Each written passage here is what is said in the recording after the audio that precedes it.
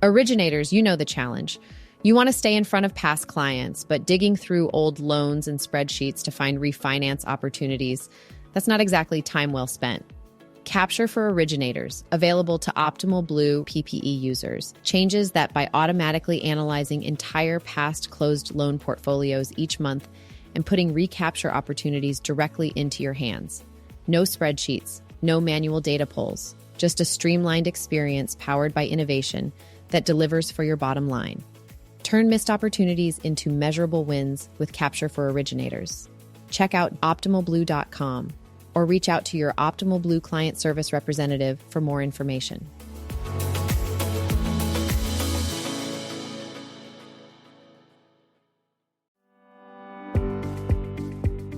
Welcome to Optimal Insights, your weekly source for real-time rate data and expert capital markets commentary, brought to you by Optimal Blue.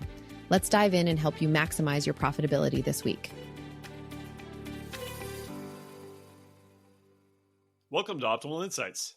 I'm your host, Jeff McCarty, Vice President of Hedging and Trading Product at Optimal Blue. In today's episode, Jim sits down with Sarah Holtz, our Chief Marketing Officer, to talk about the big Optimal Blue rebrand, why now, what it means, and where we're headed. And as always, we'll check in with James Cahill and Alex Hebner, our resident desk economic gurus, for a look at what's happening in the markets. Our clients and industry partners have long relied on Optimal Blue for trusted insights and commentary. And these podcasts are an evolution of our commitment to keep the industry informed. Let's get started. All right. Welcome, Alex and James. So we are recording this on Friday, August 15th. This will be released on Monday, August the 18th. Obviously, nothing exciting known to happen over the weekends in the current economic landscape. So I'm sure this will be currently fully up to date still on Monday. But what we thought was going to be actually a quiet episode, since we recorded just a few days ago, our last episode. Actually, there's always something interesting going on in the economy, so we have a lot of really good stuff to talk about today. We've got the OBMMI sitting at 6.571 overnight, so still can't get below 6.5 on the OBMMI. I got a little bit lower through the middle of the week, bumped back up yesterday. And likewise with the 10-year sitting at 4.3. So we're, grazing 4.2 and below, but has bumped back up just a little bit. So let's talk about a little bit, why some of those things are happening. And Alex, I'll go straight to you on some of the inflation numbers from the week. Sure. Yeah. Just broad level. We got both the CPI and PPI this week. CPI looked pretty healthy at 0.2%, expected at 0.3%. That's good for the rate cut crowd. Got everyone excited on Tuesday. Really pushed those numbers on the Fed Watch tool for rate cuts in September and October up even higher. Just kind of showed that inflation seemed to be under control. PPI showed a bit more of a mixed bag, mixed picture. We got goods services were up in the range of the expectation, 0.5, 0.6%. But services were a little bit higher, north of 1%. And we can dive down into some of the line items that brought those averages up. But services were up 1.1, 1.2%. So overall, the number came in at 0.9%, which is above the expectation. The expectation was, I believe, 0.7% or so. So we've seen a bit of a divergence in the goods versus services, and what that means. We were discussing just before the call here exactly what's going into that services box. Found some interesting little tidbits in there of what is considered a service. and James, I thought you broke it down pretty well on breaking down, cost of goods and what services is on that line item. Yeah. So to kind of explain CPI and PPI, think about your net income and revenue. So you have what you've actually sold this item at is your total revenue. You're going to subtract a cost of goods sold. So what it costs to produce this thing off of. The spread between that cost of sale and your revenue, your margin there, that is CPI. That is what's being passed on to the consumer. That is what you are netting there. Now, the cost of goods sold, what it costs you to actually create this good, that is the PPI. That is internal. That's what's happening within the company. So one of the things we noticed is that machinery was one of the really high services. And we kind of sat for a moment saying, well, isn't machinery a good? But if you think about the example of a worker at a steel mill, steel is the good, right? That's the commodity that's actually coming out of this. But the sawhorse, the steel saw, all of the oils and fuel and lubricant that goes into actually creating that, those are inputs. That is the producer that is going to be seeing that cost increase. And so this actually lines up a lot with the story that we've kind of been saying over the past few months with the tariffs, is that the producers have been eating this cost. And so as the PPI, as the producer's price is increasing, they're actually losing a little bit of that revenue. So they're eating the cost, and it's not yet making it as hard onto the consumer. Yeah, it really seemed like, based on what we were seeing in the PPI, that it was those inputs that were going up in price. It was machinery was a standout one. It was called out in the rundown published by the BLS. We saw fuel costs, which are pulled out of some of the numbers to give core numbers, but fuel numbers were up. So it does seem that prices have increased on inputs. So it's potentially just a matter of time until we see those costs passed down on into the CPI. It's definitely a question of when rather than if. Yeah, absolutely. That was a great explanation, James. And just looking at the overall landscape of tariffs right now, there's still plenty of things in flux, right? We had at the beginning of the week, we got another 90-day extension for the China tariffs. But, various countries have not had these extensions. There's heavy negotiations going on with India, where those tariffs are much higher already, other countries as well. So piecing this whole story together, while, China tariffs are still getting pushed out, we still have plenty actually going through, as we've seen with tariff revenues, with some of these PPI numbers. But, very much in a state of flux overall, right?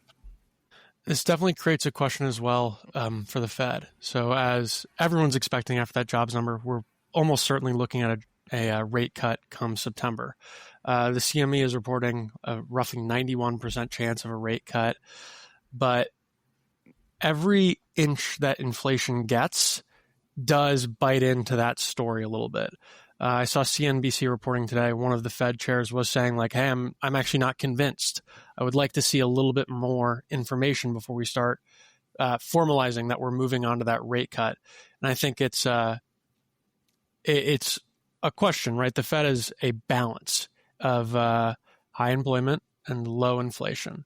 And if inflation is still creeping up, then there's only one way to get it down, and that's to keep the rates higher for longer. And it isn't to say that the labor front hasn't shown pressure as well, which is where we've gotten the idea for cuts in the first place. We have seen weak jobs numbers. It's a microcosm, of course, but I saw New York Times reporting that hiring inside New York City dropped off a cliff. There were only, I believe in the last month, there were only 900 private sector jobs added that they saw in Manhattan. So it was really just dropping off a cliff there. And we've seen weak jobs numbers. It goes back to the last non-farm report. Saw the analyst laid off because of the revisions to the downside, where we lost 250,000 jobs there. So there are pressures on both sides, which I think brings us back to the conversations we've been having since the beginning of the year of are we entering a stagflation scenario? Yeah, the other thing with the jobs numbers that I've been reading more about this week is just kind of a reminder about, with net immigration falling off a cliff as well, right? The kind of the bottom line jobs numbers, you've got to reset how you're looking at that. And again, we go back to the unemployment rate, and that has remained stable, right? So, how much is the Fed looking at overall jobs numbers, jobs adds? Is that unemployment rate still healthy enough for what they would like to see? So that's another interesting dynamic, right? What does net 900 add means? 900 jobs added for New York City if there's not many people moving to New York City, right? There's no, which for the most part, often is, or the majority of new labor coming into the market is traditionally immigration in the United States. And that has of course fallen off a cliff. So just another interesting dynamic to throw in there as you're looking at all these numbers, right? Yeah. The new grad unemployment rate is also in the hole as well. Those that have graduated from college this year, this past May, or even before that, they've been having a really hard time finding employment as well. All this to say, again, these are all just examples of things you can nitpick out of the economy, but there does seem to be pressure on both sides And we talk about these things as offsetting, and not offsetting, but both employment and inflation as when one goes up, the other goes down. But they are not mutually exclusive is what I should say. And again, that just brings us back to the scenario that we're discussing of the potential for a stagflation scenario, which economists have called for, or the warning signs have been there for some time now. Right. That Phillips curve doesn't always hold, right? The classical Phillips curve does definitely not always hold, especially when we have kind of outside shocks like we're seeing today. So it's an interesting dynamic. So we've talked a little bit about, I think that CME number at 90%, estimating a cut of 25 basis points in the next meeting. We talked about it last week. A little bit of the vibe shift to looking more towards the employment numbers. Alex, you want to talk a little bit about consumer sentiment that came out this morning? Yeah, consumer sentiment was weaker than expected, just showing, as I explained on the Monday podcast, consumer sentiment can be thought of as CPI being the hard number of what has been observed on the shelf. Consumer sentiment is a little bit more murky. It's a little bit more asking someone, what do you expect your spending to look like? What do you expect inflation to look like? And aggregating that information, and it's tempting to put a number on it. So putting numbers on opinions in a way. But it showed low sentiment, which indicates that the consumer is either one, worried about inflation, two, worried about their spending capacity, even if inflation isn't a factor, or a combination of the two thereof. Either way, they expect to be putting less dollars out into the economy and tightening their belt, so to say. So it's all good news around here, huh? It's just just wait till we get to the foreign affairs segment. Yeah. It seems potential inflation, potential lower jobs, right? Unemployment a little iffy around where it is. Consumer sentiment is negative. It's definitely a bit of a bleak outlook, and it's traditionally a better part of the year with warmer weather. The rainy season's over. People getting out and spending more. So it's definitely a stark one. Yeah, I mean, equities are doing all right. We had Barkin, a non-voting member of the Fed, comment, I think this week, just, credit card data suggesting consumer resilience. So it's like everybody has a bleak outlook, but there are some portions that say things are holding on. It's really hard to get a read on this entire thing. Yeah. Tale of three economies in a way that I've noticed. Yeah. It seems to be... housing. What we know and love is on the downs. Consumer spending is iffy, maybe trending downward, and then tech is absolutely booming to the extent that it's propping up the headline numbers to the point that things look fine and dandy. There is, within all of this, the bottom is still holding, right? We do still have inflation is not out of control. There is fair employment. So it's just a testament to how resilient America is, how strong our jobs market has been, what a good position we were in, and how we're kind of still pushing through it. We've got all this kind of negative news, but it shows how strong our system is and our potential to, if we can steady these waters, really kind of turn it around. So that's maybe a good way to look at it. All right, so looking ahead to next week and even the coming 2 weeks, I read something that really the next 2 weeks are kind of super quiet, which is traditionally the case. Kind of into summer, we have this quiet lull, although, in this environment, I'm sure something will pop up. But, no huge economic data points. We do have meetings going on in Jackson Hole. So, there could be kind of some Fed talk and Fed implications coming out of that next week. I'm sure plenty of talk on Fed independence and, the implications about, how much sway the administration has over the Fed right now. Anything else interesting to look forward to? Yeah, the media cycle always sends a couple lucky folks from their New York crew up to Jackson Hole to see the festivities, and I would expect there to be an additional spotlight on that event this year, just given the recent drama between the executive and the Fed. But yeah, looking at next week, it's a relatively quiet week, third week of the month. We get some housing specific indicators. Home builder confidence, always a good one. See if there's any pullback there. That is one of the first spots we see that there, and home building employment are two early signs that they're home builders at the very least are expecting a downturn. So far, that has held pretty strong. And then new builds and new permitting. So just getting a gauge again of how well we are filling that hole of the housing deficit. But yeah, headline numbers for the general economy. The next big one's going to be PCE the week after. All right, let's end this on. Let's create the Hebner-Cahill sentiment index. Let's look ahead a little bit. So we've got the next Fed announcement right about a month from now. We've got the 10-year right now sitting at 4.3, OBMI sitting at 6.55 ish. Over under on each of those numbers being where they are today, a month from now, going into the Fed announcement, pre-Fed announcement. I'll go with the case of lower. It feels as if the market, the bond market in general has given a vote of confidence to the idea of lowering rates. We saw rumors of a quote unquote bond market revolt back a month or two ago when Trump was first calling for these lowering of rates. I think the data picture has improved to convince enough that these rates are justified. So I'm not going to say that they're going to be radically lower, but I'll take the under. All right. I would go with the under as well. I think the market sentiment is that the rate cut is coming. We would need some relatively surprising inflation data over the next month to come in to stop that from happening.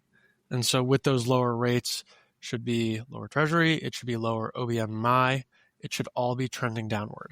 So outside of some sort of black swan or tail risk event, I think we are looking at lower across the board. I'm going to take the over. If market sentiment is that rate cuts are coming, I'm going to say a lot of that is already priced in. And that, look, I think we're still going to be in this general range. We've been in this range for so long, even with all the things going on, we have not gotten outside of a range. So I don't think it would be significantly over or under in either direction, to reiterate your point, Alex. But maybe just to be a contrarian, we'll be slightly above where we are today. Great discussion, Alex and James. Thanks for being on today. And we'll pass it off to Jim and Sarah. Thanks. Thank you as always, Jeff. Thank you. Okay, as promised, we have Sarah Holtz, Chief Marketing Officer of Optimal Blue. I've worked with Sarah for about 18 months now, and it's just been an absolute pleasure. Sarah, welcome. Excited to have you here. Thanks for being on. Thank you so much. I feel honored to be part of this podcast. When we talked about doing it almost a year ago now together, it was an amazing thing for us to get started, and you and the team have just knocked it out of the park in terms of what you're bringing to our audience and the market. And it's just a real pleasure to be on it today to talk about what I bring to the market. Agreed. You're too kind. Thank you for saying that. Yes, I wanted to have you on. I think this is a timely interview. Just last week, we introduced a full rebranding of Optimal Blue. So I'm certainly excited about it. I think we're all pretty jazzed and getting familiar with the changes that are happening. But to back up a little bit, Optimal Blue has always been top of the industry, right? And we're always innovating to stay there. But we felt it was time to explore this rebrand, right? Which we'll get into some details here in a sec. But basically, this rebrand revolves around a new logo, a new tagline, just looking to underscore our new and evolving technology, but also to retain what we have, right? Just what's always made OB so special over the last 20 years. So I look at this, and Joe, we had a good discussion with Joe the other day too. He looks at this as a launching point for the next 10 years of growth of our company. So as the driver, the architect of this initiative, we wanted to have you on the podcast to go a bit deeper and to drop some wisdom on us about all of this.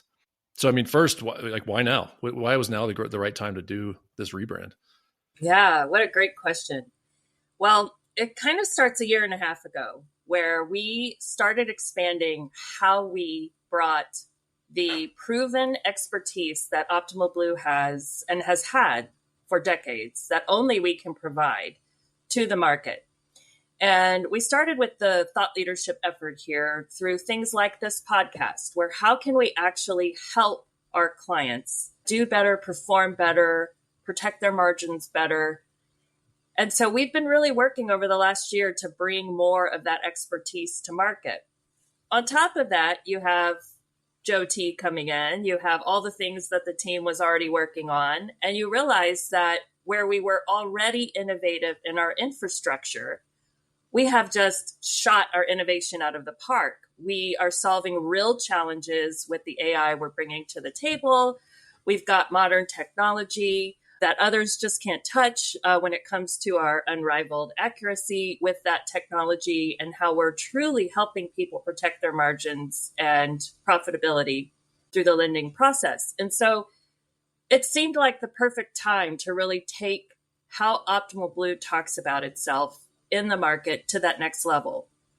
And that's where you look at, how we're going to signal this new era of not only continuing to provide the proven expertise, results, performance, things you just come to count on us for, with the modern technology that we are accelerating to change this industry. Great. And I mean, you've keyed in on a couple, buzzwords for us, or now branded words for us. Modern and proven is our new tagline, right? Modern, period, proven, period. I mean, what does that mean? What does that mean exactly? What does that mean to you? What does it mean, for us at Optimal Blue? Yeah, I can feel myself getting excited, so I'm going to make sure I don't talk with my hands here. First, I want to take us back that our mission remains unchanged. We are focused on helping lenders maximize profitability on every loan transaction and getting more people into home ownership. That's what drives us. So really the team internally calls that, we're the engine for lender profitability. And it wasn't your question, so I won't go down the rabbit hole of explaining why what we do is actually the foundation or fundamental of bringing people profitability. But that's also a really fun conversation. That soup to nuts, like end-to-end capital markets overview is really what drives profitability for lenders, who then can turn and re-lend that money to other borrowers. So you take the mission that we have that has remained unchanged. Now, there's some talk in the market by our competitors that we are legacy. And we went to our clients and really asked the question, like, what do you think of when you think of Optimal Blue? And the results that came back were really strong, and that what we bring to the table is value. We are known for our performance. We're known for our accuracy. We're known for our expertise. To me, that's just proven. So where other people might say legacy, you know what you're getting with us. It's proven. So that kind of explains where proven comes in. That I think is just a really powerful way of describing what you know you're going to get with us. The modern aspect is such an interesting one because we've been modern since we were created. So I mentioned earlier that infrastructure is modern. That's the truth. We were built for scale. We were built for agility. We were built to accommodate different shifts in the market. So there have been times in our history where we've had to kind of catch up, in the past, but that has not been true in the last 2 years. And it isn't true going forward. We are as modern as they come. And why modern is so critical in a market like this is because you can't predict the future the same way you can predict other things, right? Like even now we've talked about rates and they haven't rebounded the way we thought. And like the year isn't going how we thought. So how do you create true technology that solves real problems in a market like that? Well, you have to create it as a modern infrastructure. And that's what we are. We're cloud-based, cloud-native, API first. And so really we are the definition of modern. And so when you combine those two concepts, it just made sense that our mission remains the same. We're the engine that powers lender profitability, but we're modern and we're proven. And that's what we're leaning into. Well said. And it's concise. Right? I like that, the proven, modern, just period. I think you're right. We certainly have competitors out there, and in any business, you're going to have competitors that come after you for whatever they can key in on, right? And whatever they might be able to convince people is going on. But I obviously would agree. I've been with Optimal Blue for 13 years, and all we've done is continue moving the finish line forward on what we have, and we've been around for 20 plus, and that's you can't. That's hard to catch up with. You can't. I mean, look, our industry is cyclical. You can't beat proven expertise in a market that's cyclical. It rises and it falls and it goes a little again, and we rebound and we go through things. So that part is just unmatched. Plus, we deliver the innovation and have from the beginning. So where other companies might say, hey, we're going to do something, we've done it. And those are really important factors. All right. Can we check this thing out? Can you just walk us through the new logo, just the components of it and what the thought process was of recreating the Optimal Blue logo? Great thing to talk about. Great question. Pretty excited to share. If you know me at all, you know nothing is ever a single dimension. So there was a lot of thought put into what now represents Optimal Blue, both by way of color choice and icon. So let's start with the icon. The exciting part about what we've done with this multidimensional icon is that it really brings two things together. It's this two-component aspect of a single image.